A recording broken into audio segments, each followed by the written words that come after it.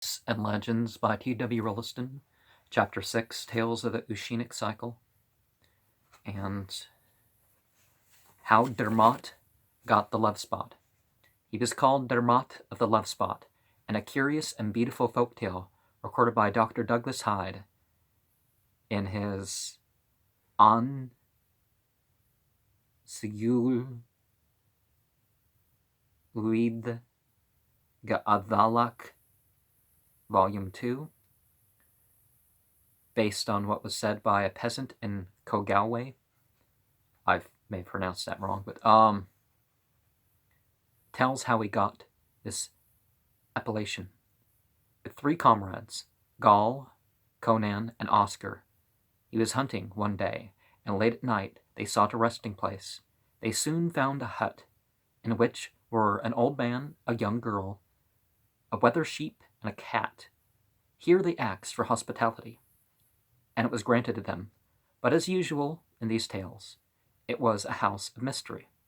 When they sat down to dinner, the wether got up and mounted on the table. One after another, the Fianna strove to throw it off, but it shook them down on the floor. At last, Gall succeeded in flinging it off the table, but him too it vanquished in the end, and put them all under its feet. Then the old man bade the cat lead the wether back and fasten it up, and it did so easily. The 4 champions, overcome with shame, were for leaving the house at once, but the old man explained that it had suffered no discredit. The wether they had been fighting with was the world, and the cat was the power they would destroy. Was the power that would destroy the world itself, namely death. At last, the 4 heroes went to rest in a large chamber, and the young maid came to sleep in the same room, and it is said that her beauty made a light on the walls of the room like a candle. One after the other, the Fianna went over to her couch, but she repelled them all.